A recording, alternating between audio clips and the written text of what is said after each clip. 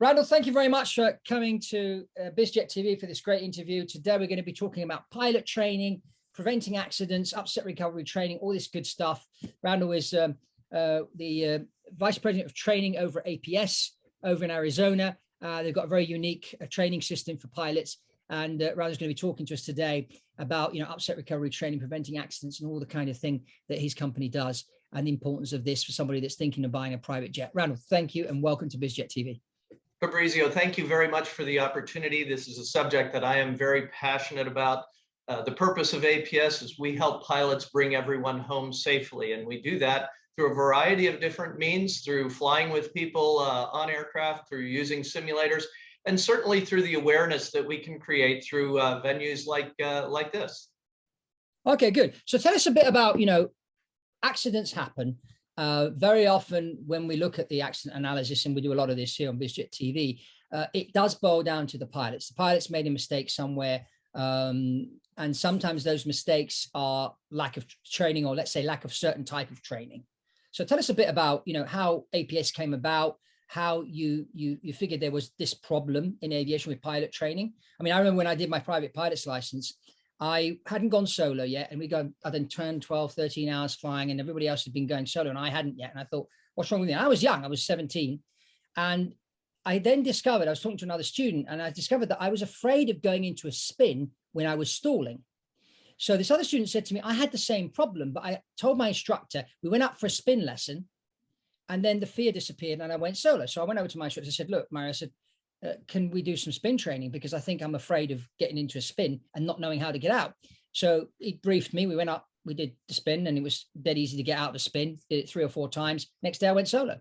And then I thought to myself, this should be incorporated in the training curriculum for a private pilot's license. So when I went to train for my commercial pilot's license, I put myself through an aerobatics course, because I just realized that that was something that was missing in the syllabus that should be there. And I believe in some countries it used to be there, but then they removed it because some people were getting scared of spinning. But, I think that really, if you are flying around in an airplane, you have to know what happens when the airplane does something unusual. Well, what your viewers need to know is that when we look at accidents, the #1 cause of fatal accidents in every sector of aviation worldwide is loss of control in flight. And that's surprising, not just to a lot of passengers, but to a lot of pilots themselves.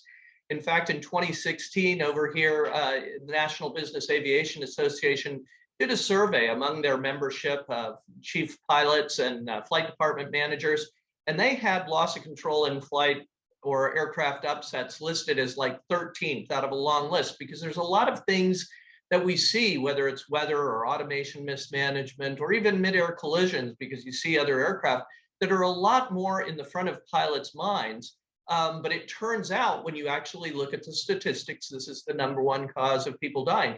And so the reason that there is this lack of perception is because these accidents are very rare. It's just that when they happen, they tend to be catastrophic. And the reason that they are catastrophic is that, just as you talked about, sometimes the skills that pilots need in those situations are not skills that are required by the authorities. And I think most people that are flying would expect that if pilots did everything that the regulatory authorities ask them to do, that they would be safe and good to go. And yet the result of pilots doing all of the things that the regulations say they are supposed to do is that loss of control in flight is the #1 cause of fatalities. So what APS did when we came along, really we've been in business for over 20 years, but began to specialize on upset prevention and recovery training to mitigate the threat of loss of control in flight. We didn't look at the regulations. What we did is we looked at what knowledge and skills pilots would need to have if they weren't going to have the accidents that we saw occurring. And so it ended up being a very different subset of information than the pilots that practice in simulators, as they have to do on a regular basis, were being provided with. And so if you put both that regulatory training in place, along with upset prevention recovery training, you end up covering a lot of gaps that exist in regular pilot training.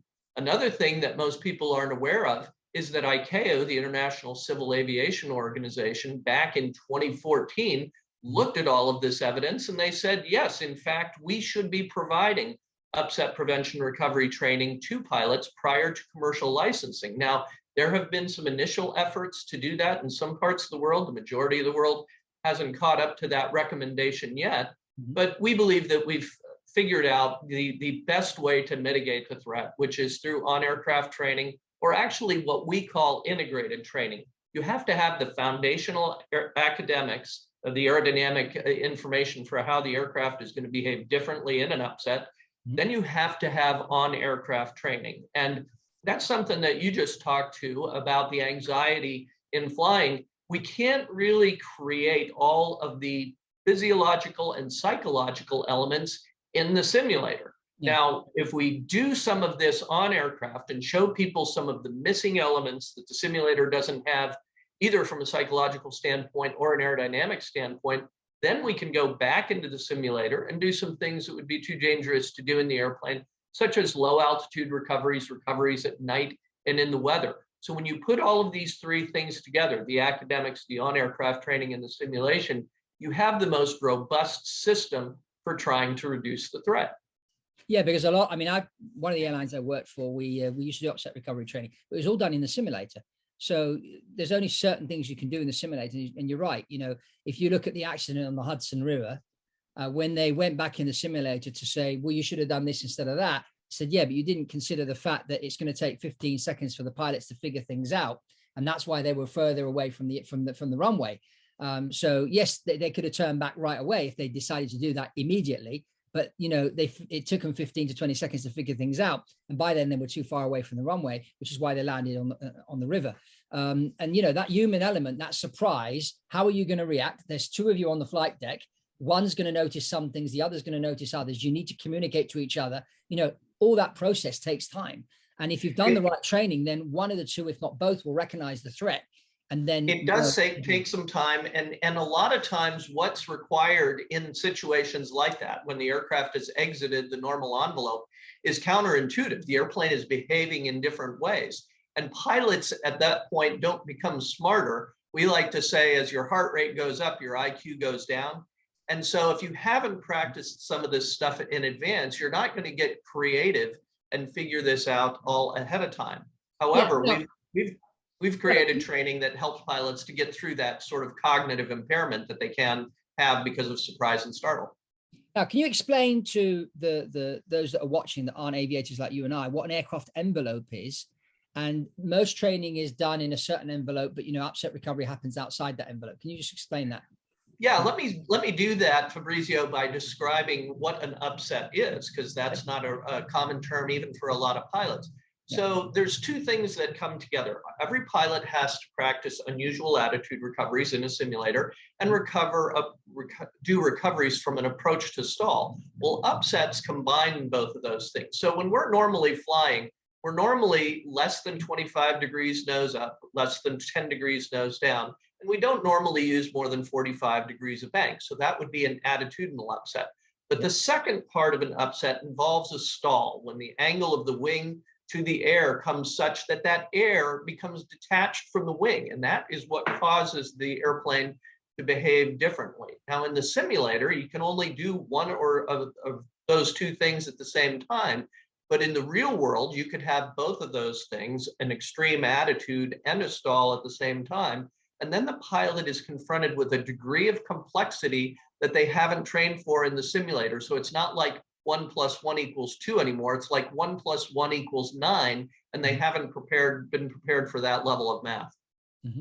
Yeah, that's really interesting. So talk to us a bit more about this flight envelope. So a lot of the upsets are happening outside this envelope, but most of flying, I think it's 90% of flights are actually inside the envelope. Yeah, so if we just took all of the attitudes that an aircraft could go to, 90 degrees nose up, 90 degrees nose down, and 180 degrees of roll either way, like you might do with an aerobatic aircraft or a fighter aircraft. Well, when we're normally flying people from point A to point B, we're in about 5% of that entire maneuvering envelope. Yes. Now, during pilot training, pilots will go to 30 degrees nose up and down, or about 60 degrees of bank. And that's generally as much as we want to do without having parachutes on, which we don't use in primary training. Unfortunately, an upset can occur and has occurred with transport category aircraft in 100% of the envelope in any of the attitudes that pilots can go to. So when pilots are confronted with this unexpected event, they're going to do what is normal for them in that 5% of the normal envelope, that area that they normally fly. And sometimes what they apply, the skills that they apply, the knowledge that they apply, that comes from their normal operations, flying from point A to point B, can be precisely the wrong thing to do. And so that's why we have to take a little bit of time and teach pilots what to do so that they basically can go click and have this different system, different operating system that they're going to use only in an emergency that they can get to quickly.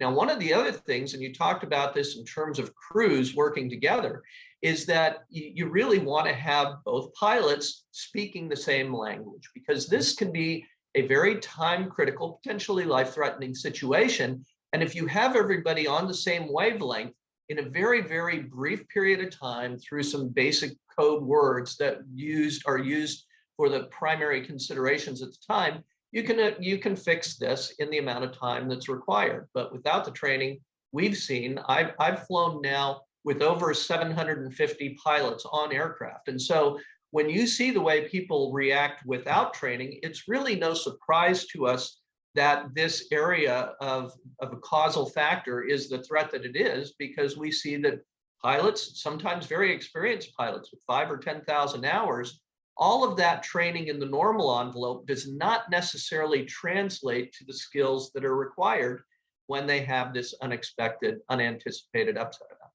Yeah, which is where a lot of military pilots have done that type of training, and they have that in their background. And I was watching an incident that happened a few months ago in the Middle East, where this Air Arabia A320 took off from the intersection of the runway, and there was a co-pilot on board that had a multi-crew pilot's license, and the captain was the training captain. And when they lined up from the intersection, where they should have just supposedly had 3,000 meters of runway in front of them out of the 4,000 available, they actually turned in the wrong direction. So they started going down the runway, and they only had 1,000 meters. Now, fortunately, they managed to lift off. They clipped the lights at the end of the runway, damaged the landing gear slightly, and then continued the flight. But then the question is, why did that happen? Now, I don't know the training captain. I don't even know the first officer. But when I saw multi-crew pilot's license, that to me was a flag, because that to me, and that's just my opinion, it's a pilot's license where they're cutting a lot of corners. And that, I think, is going to create problems down the line, such as this incident, which fortunately nobody died. The aircraft wasn't damaged, but you get that sort of thing. I mean, what's your view on this type of training that's happening now in certain parts of the world? Well, as the world knows, we have just gotten rid of, in some parts of the world, 10 to 15% of our most senior captains who have been made redundant due to early release because of COVID. And so there is this huge flux with pilots coming in with less experience than they may have been hired for 5 or 10 years ago. And so if you look at this type of training, upset prevention recovery training, it really is a multiplier effect. It can give pilots with much less experience some of the experience and fill in those gaps and provide them with a lot of manual flight operations proficiency. There's also a big concern about the use of automation, the overuse or over-reliance of automation. And in some of these upset events, it may be the automation that put you there. And so the pilot, one of the first acts of guidance in an unexpected upset event is to get the automation off. Well, that would assume that the pilot then has the manual handling skills that they need to fix the situation. And so because of that, in recent years, months, there is a greater appreciation for that sort of multiplier effect that upset prevention recovery training can provide, not just to younger cadets that we do a fair amount of training for, but also for senior pilots that may have had that gap in their knowledge or training. I want to touch on one other point here, Fabrizio, and that's prevention versus recovery, because one of the sort of objections that we have is, well, if an airplane got into an upset, it's because they didn't stop something from happening in the first place. And while that is basically true, a lot of times, you know, something or maybe multiple things had to go wrong before the aircraft left that normal envelope that we talked about. One of the best ways that we've seen, actually the best way that we've seen to aid pilots in preventing these upsets, is to teach them upset recovery. And the reason for that is it improves the pilot's mental model for what the flight path of the aircraft is going to be when it's not just on autopilot going from point A to point B. And so it enhances their pattern recognition. They're going to start to see those deviations, what we call an undesired aircraft state, at an earlier point, and hopefully be able to prevent it before they have to use any of those fancy flying skills that we may have taught them. Yeah, I think that's really, really important. I mean, if you're flying on your nice Gulfstream, you're sitting in the back with some guests having some nice food, the last thing you want the pilot to do is turn the airplane upside down. So if they can see the airplanes going in that direction and prevent it from going upside down, then the food stays on the table. And that's really important. I'll give you an example. This was a Learjet flown by a telecommunications company, somebody that had been through training with us. And they got into wake turbulence. That's air that's disturbed behind an aircraft that was in front of them departing. And that flipped the Learjet to 120 degrees bank, past 90 degrees, past sideways. On takeoff. Right, on takeoff. And the pilots executed the strategy, the strategic approach to recovery that they had been taught by us. Yeah. Well, they got up to altitude. They got cruising where they're going. Their principal in back came up and said, "So, what was all of that about on takeoff?" And they explained that they got into this wake of an aircraft departing in front of them. They had rolled it, and they used the training that they had been provided. And their passengers said, "Well, you never have to worry about going to that training again. It's clearly proven itself, paid for itself. Continue." And so, you know, we have lots and lots of stories. We have examples of an Airbus A340 with over 200 people on board that got into an upset over the Alps, descending into Frankfurt.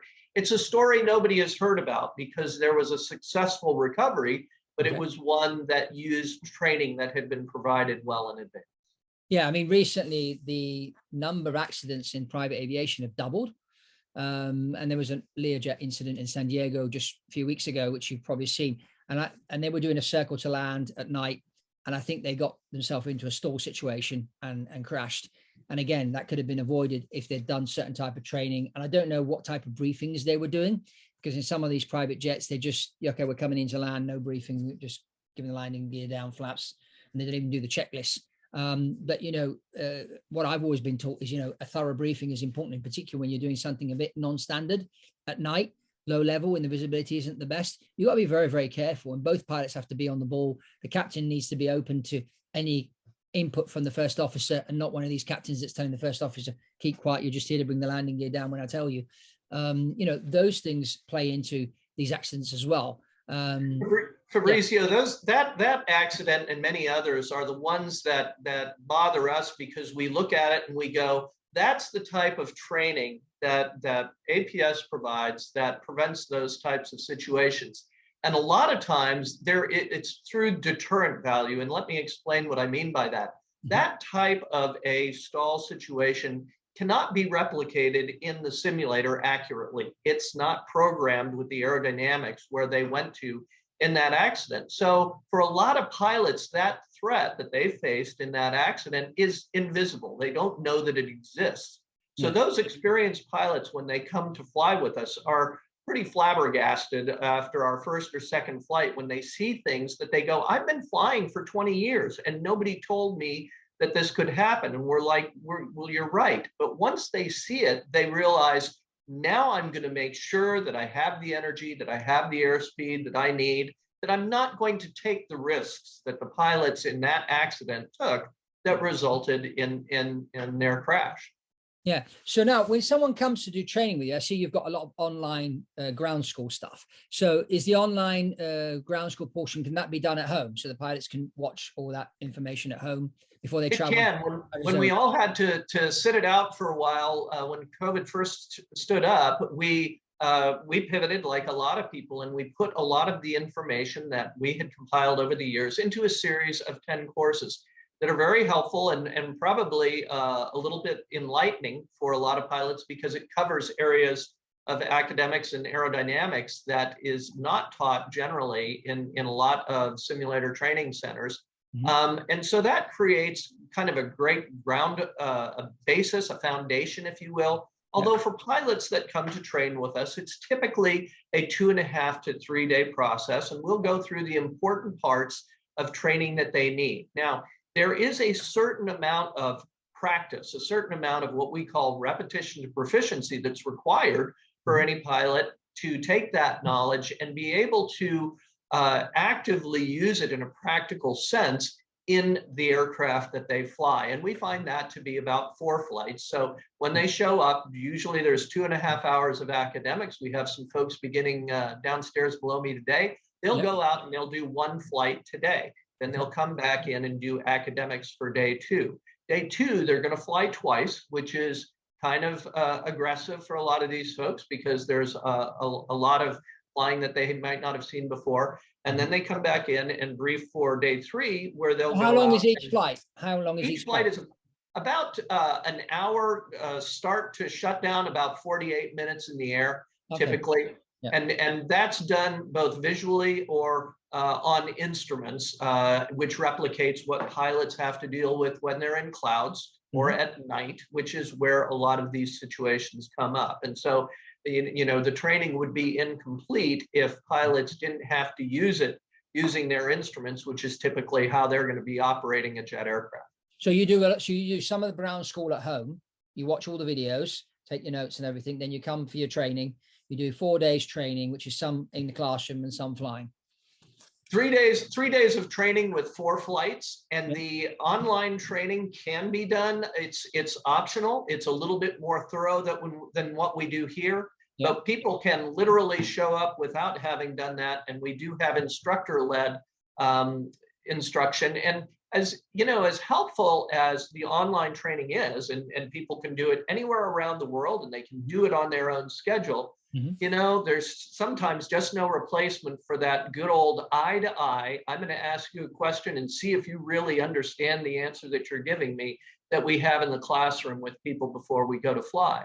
And it's very important too that all of our instructors that do the academics actually do flying as well, because really just using the same language, using those same words is going to really clarify the communication and make sure that people understand everything that they're told. We basically say here that we're going to tell you what we're going to tell you, then we're going to tell you in the air, and then when we get down, we're going to debrief and tell you what we told you. So by the time you've heard it 3 times, it ought to stick. So the first time they come, they do all these 4 days, and then how often do you recommend they come back for recurrent? It's interesting, 2 to 3 years, and that came from years ago. Our students would self-select. They would decide, you know, I think it's about time, because, you know, pilots are used to perishable skills. There are things that we have to do recurrently, like a certain number of landings or night landings or instrument currency. And really, upset recovery is no different. It's a perishable skill, and it's not a skill, hopefully, that we're using on a regular basis. And so it's something that people have to come back and be reminded of. But the nice thing is, when they come back, they can come back for just 1 day, 2 flights, because they're not learning it. They're just kind of being reminded of it. And then a lot of people will continue to stay with us. They might add a simulator session. They might add a flight in a jet that we use. It's a Marchetti S211 in addition to the extra 300 that we use. So, you know, we can change things up and try and show them something a little bit different and expand their knowledge when they come to visit us. Yeah. So how many airplanes do you have at your school in Arizona? Here in Arizona, we have 7 extra 300s, and we have 2 Marchetti S211s. We have 1 extra 300 in Texas at an operation that I stood up and managed. We have an operation without APS aircraft, but the aircraft are operated to train pilots for the U.S. Army fixed-wing pilots in Dothan, Alabama. And we have 2 Slingsby T-67s just south of Amsterdam in the Netherlands at APS Europe. Okay, so so the best thing for someone to do is to do obviously your upset recovery and that, but also to do some extra simulator training on the particular aircraft that they're flying. and coordinate that training with. That's the way I look at it. Yeah, actually, it's interesting. While it would be perfect to try and use the actual aircraft that they're flying, and we do have a couple of folks that do that, what people don't understand about upset recovery training is that what I teach a pilot flying a 172 or flying a Gulfstream or flying a Boeing or an Airbus is largely the same. The considerations, the aerodynamics, and the physics are largely the same. So the 95% solution, which is a lot easier and frankly more impactful because we can do it the same day that you flew in the airplane, is we have a fixed base simulator here that replicates 7 different classes of aircraft. We typically are using a light jet model that we have to go ahead and practice what they learned in the all attitude capable aircraft in an environment with the roof over their head, heavier control forces, slower control response, so that they go, oh, those same things that I was using in the Extra or in the Cy Marchetti work in a jet like mine. Now, lately, we have something that does make it a bit more type specific. We began last year using virtual reality. So an Oculus Rift headset, we can put that on, and then if you have one of the couple of dozen models of aircraft that we have, looking down at the actual instrumentation that you may have in your aircraft. The landing gear handle is in the right place, the flaps move when you move them, the yoke moves. And then we can practice it visually, and it helps put the pilot into the mind of, this is what it's going to look like in my Gulfstream when I'm trying to recreate those things. So again, integrating all of those different tools is what provides us the most robust training to provide the most resilient pilots that we can produce. Yeah, and this, the reason why I had you here on the show today is because it's something that's really, really important. We need to prevent things from happening. And for the extra cost to do this extra training, when you've spent $25 million on buying the jet, spending that extra 15, 20,000 a year to give your pilots this type of training, I think is really, really important. You think about the amount of money, Fabrizio, that folks are going to put into the insurance of their aircraft. Well, the insurance you only collect on after you need it. Wouldn't it be better to put that money into making sure that you don't have to use your insurance? And so, just to put it in terms of scale, for a large cabin aircraft, filling that jet up for a long trip is going to cost more than this is training is going to cost for a pilot. And then and that's another comment that we get from the pilots that we train. Yes, this is going to be helpful to them in an emergency, but they've told us again and again that the confidence they have on every flight, that they now know that they have those gaps filled, just makes them a safer pilot on every flight that they have. Yeah. And I think that's the goal of everybody watching this, thinking of buying a private jet. It's not just about the plane. You've got to make sure that the pilots are hired right and trained right, and they maintain that skill over time. Just like an NBA basketball player, you can hire the best player in the world, but that player will need cutting edge training if you want that player to make your team win the NBA championship. It's the same thing with pilots, and I say that all the time. Randall, thank you very much for being here on this episode. We'll put the link below to your website. So if anybody wants to have a chat with you about training their pilots, please go and have contact Randall and his team, because this is something that you really do need to look into if you're looking at buying a private jet. That's all from Fabrizio Poli and Randall Brooks here on Biz Jet TV, and I'll see you on the next one.